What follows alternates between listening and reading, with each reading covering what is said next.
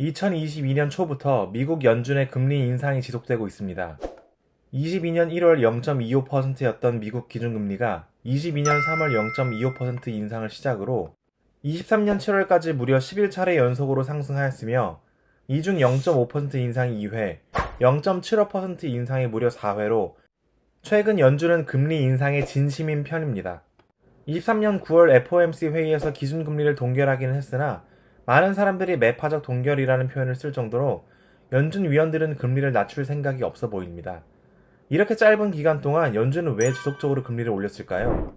핵심은 인플레이션입니다. 코로나 시기를 거치면서 각국의 정부는 많은 돈을 시중에 풀었고 이로 인해 소비자 물가지수인 CPI는 2022년 7월 9.1%에 달하기도 했습니다.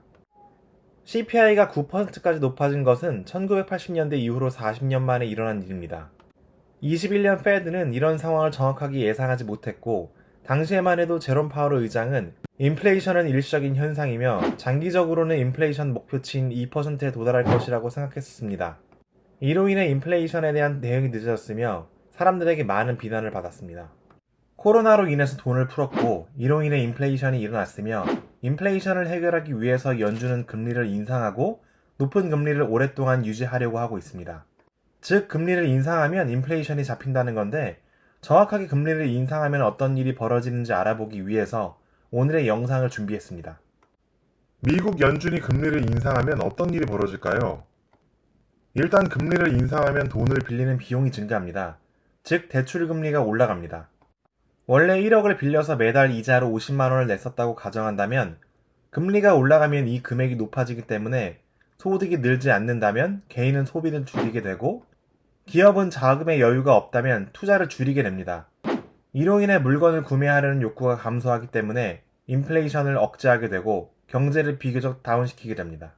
금리가 급격히 올라가거나 높은 금리가 지속된다면 위와 같은 상황이 지속되기 때문에 기업은 대출 이자에 많은 비용을 지불해야 되고 투자가 감소하게 되면서 당연히 매출도 상승하기 어렵습니다.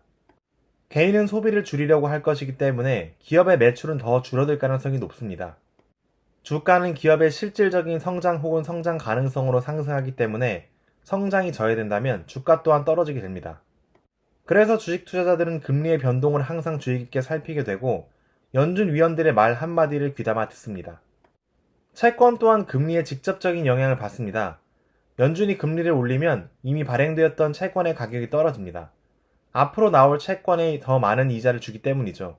채권의 가격이 하락하면서 23년 초 안전자산인 미국 채권을 많이 보유하고 있었던 실리콘밸리 뱅크의 보유자산 가치가 하락하면서 파산하는 일이 벌어졌었습니다. 이는 채권 가락이 하락하면서 은행의 자산이 감소했기 때문입니다. 부동산 시장에는 어떤 영향을 미칠까요? 미국에서 30년 모기지로는 10년 만기 국채 수익률을 반영합니다. 이 10년 만기 국채 수익률은 연준의 기준금리가 굉장히 잘 반영되는 금리입니다. 따라서 금리가 인상되면 모기지론의 대출 이자가 올라가고 이는 부동산 침체를 일으킬 가능성을 증가하게 만듭니다. 또 은행은 기준금리가 인상되면 은행 이자를 올리기 때문에 예금액이 증가합니다. 이와 같은 상황이 금리가 올라갔을 때 일어날 수 있는 일반적인 상황입니다. 실제로는 이론과는 다른 상황이 발생할 수 있습니다. 1992년부터 2022년까지 30년간의 모기지 이자율과 집값의 상관관계를 실제로 살펴본 그래프를 보면 이자율이 증가했다고 해서 매번 집값이 하락을 한 것만은 아니었습니다. 그래프를 보면 모기지 금리 상승 시 부동산의 가격이 하락했던 시기가 별로 없음을 알 수 있고 모기지 금리가 하락했을 때 부동산 가격이 상승했던 적은 많았던 것을 확인할 수 있습니다. 여기서 우리가 생각해야 할 것은 모기지 금리의 상승과 하락이 부동산 가격에 반영되는 데에는 시간이 필요하다는 점입니다. 금리가 인상된다고 해서 바로 그 다음 날부터 모든 부동산의 가격이 즉각 반영되지는 않습니다. 금리 변동이 반영되는 데에 시간이 필요할 것이고 이 기사에서는 6개월, 1년, 2년, 3년 간격으로 모두 분석했습니다. 분석 결과 6개월과 3년 뒤는 크게 연관관계가 없는 것으로 확인되었고 1년과 2년은 그 관계가 비슷한 것으로 표에서는 금리 변동 이후 2년 뒤의 부동산 가격만을 표로 보여주고 있습니다. 분석 시 2년간의 간격에는 모기지 금리와 부동산 가격 사이에는 마이너스 0.15의 상관관계를 가지고 있다고 분석되었습니다. 어느 정도 역의 상관관계를 가진다는 뜻입니다. 실제로 2020년 모기지 금리가 하락하고 연준이 아직 금리를 올리지 않았던 이후 2년 뒤인 2022년 부동산 가격은 급격히 상승했습니다.